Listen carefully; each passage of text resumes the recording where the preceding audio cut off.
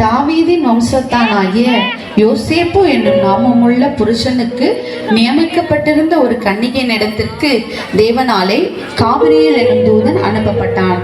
அந்த கன்னிகையின் பேர் மரியாள்.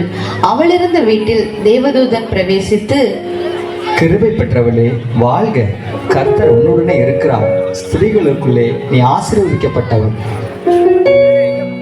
இந்த வாழ்த்துதல் எப்படிப்பட்டதோ? மரியாளே பயப்படாதே, நீ தேவனிடத்தில் கிருபை பெற்றாய். இதோ நீ கர்ப்பவதியாகி ஒரு குமாரனை பெறுவாய், அவருக்கு இயேசு என்று பெயரிடுவாயாக. இது எப்படி நடக்கும்? எனக்கு தான் இன்னும் கல்யாணமே நடக்கலையே. பரிசுத்த ஆவி உன்மேல் வரும், உன்னதமானவருடைய பலம் உன்மேல் நிழலிடும்.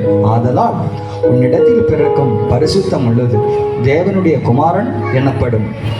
இதோ நான் ஆண்டவருக்கே அடிமை, உம்முடைய வார்த்தையின்படியே எனக்கு ஆக கடவுது.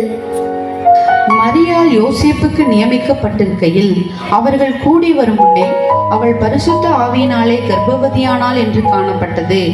அவள் புருஷனாகிய யோசேப்பு நீதிமானாயிருந்து அவளை அவமானப்படுத்த மனதில்லாமல் ரகசியமாய் அவளை தள்ளிவிட யோசனையாயிருந்தான். மரியாள் அவமானப்படுத்த எனக்கு மனசு இல்ல. என்ன செய்யலாம்? பார்க்க நல்ல பொண்ணாவும் இருக்கா, அழகாவும் இருக்கா, ஒரே குழப்பமா இருக்கே, என்ன பண்ணலாம்? சரி வேண்டானே சொல்லிடலாம், எது இருந்தாலும் நாளைக்கு யோசிக்கலாம். யோசேப்பு இப்படி சிந்தித்துக் கொண்டிருக்கையில் தேவதூதன் சொப்பனத்தில் காணப்பட்டு, தாவீதின் குமாரனாகிய யோசேப்பே, உன் மனைவியாகிய மரியாளை சேர்த்து கொள்ள ஐயப்படாது. அவளிடத்தில் உற்பத்தியாய் இருக்கிறது பரிசுத்த ஆவியினால் உண்டானது. அவள் ஒரு குமாரனை பெறுவாள், அவருக்கு இயேசு என்று பெயரிடுவாயாக. ஏனெனில் அவர் தமது ஜனங்களின் பாவங்களை நீக்கி அவர்களை ரட்சிப்பார். நான் கண்டது கனவா? நல்ல வேலை, எவ்வளவு பெரிய தப்பு செய்ய இருந்தேன். தேவதூதனே கனவுல வந்து எல்லாத்தையும் சொல்லிட்டாரு. இப்பவே நான் மரியாதை பார்க்க போறேன். நித்திரை தெளிந்த யோசேப்பு தன் மனைவியை சேர்த்து கொண்டான். அந்நாட்களில் உலகமெங்கும் குடிமதிப்பு எழுதப்பட வேண்டும் என்று அகஸ்தராயனால் கட்டளையிடப்பட்டது. நாட்டு மக்களுக்கு ஒரு அறிவிப்பு. நாடு முழுவதும் குடிமதிப்பு எழுதப்படுவதால் அவரவர் தங்கள் சொந்த ஊருக்கு சென்று குடிமதிப்பு எழுதப்பட வேண்டும். இது அகஸ்துராயனின் கட்டளை.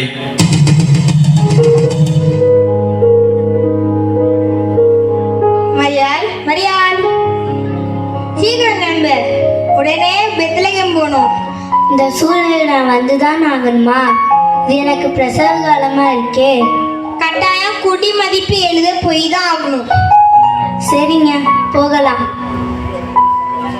மரியாளை அழைத்துக் கொண்டு யோசேப்பு நாசரேத்திலிருந்து யூதேயாவில் உள்ள பெத்லகேமுக்கு போனான்.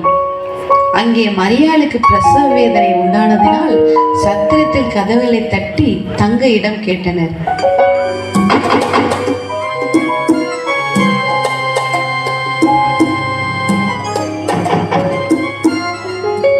இடம் இல்லை என மறுத்துவிட்டனர்.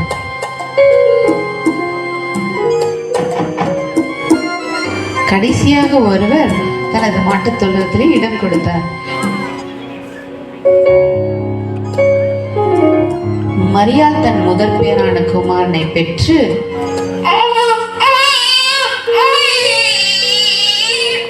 பிள்ளையை துணிகளில் சுற்றி முன்னணியில் கிடத்தினார்.